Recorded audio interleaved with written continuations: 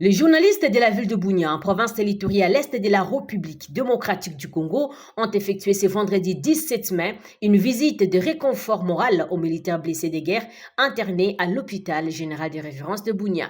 C'est à l'occasion de la journée du 17 mai célébrée chaque année et qui est également dédiée aux forces armées de la RDC, ont-ils indiqué dans une interview nous accordée. Papi Kilongo, directeur général du média en ligne Ituri.cd, d'un côté et de l'autre, David Ramazani, directeur général du média en ligne Bunia, Actualité.cd, en parle. Nous sommes des journalistes de la ville de Bunia et nous avons jugé bon de venir rendre visite aux militaires blessés de guerre qui sont ici à l'hôpital général de référence de Bunia.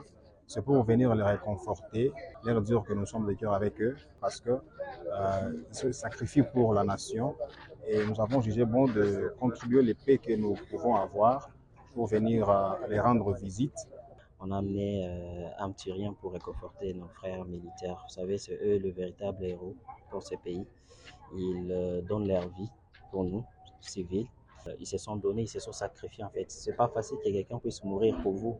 C'est parmi des choses que beaucoup ne voient pas. Notre présence, notre reconnaissance, c'est qu'ils comprennent et qu'ils sachent qu'ils sont des personnes utiles pour ce pays et même s'ils sont blessés, ainsi de suite, c'est pas une peine perdue. Victimes des fractures, malades, ces vaillants militaires retrouvés au pavillon militaire de l'hôpital général de référence de Bunia ont réussi le mot d'amour, de fraternité et d'encouragement en dépit de leur état de santé dégradant, a-t-on constaté. Jean-Viette Issengue, journaliste de la radio Canard Révélation, circonscrit ces gestes de chevalier de la plume et du micro dans le cadre d'une suite logique des activités menées pour la journée de la liberté de la presse célébrée le 3 mai dernier. Cependant, elle invite d'autres à emboîter les pas.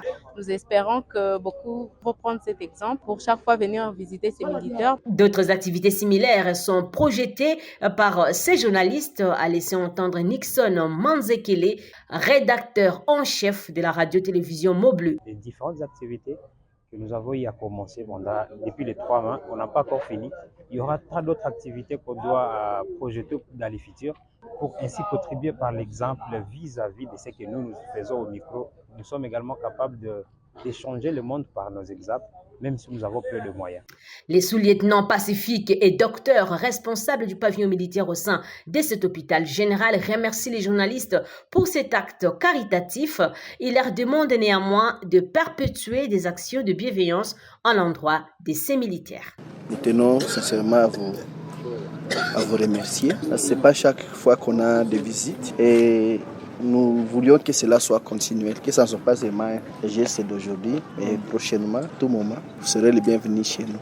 La journée du 17 mai est chômée et payée en République démocratique du Congo. En effet, il s'agit de la journée de la prise de Kinshasa par l'Alliance de forces démocratiques pour la libération du Congo, AFDEL, en 1997 lors de la première guerre du Congo. Et cet événement marque la chute du régime de Mobutu Sese Seko et aussi l'arrivée au pouvoir de Laurent Désiré Kabila.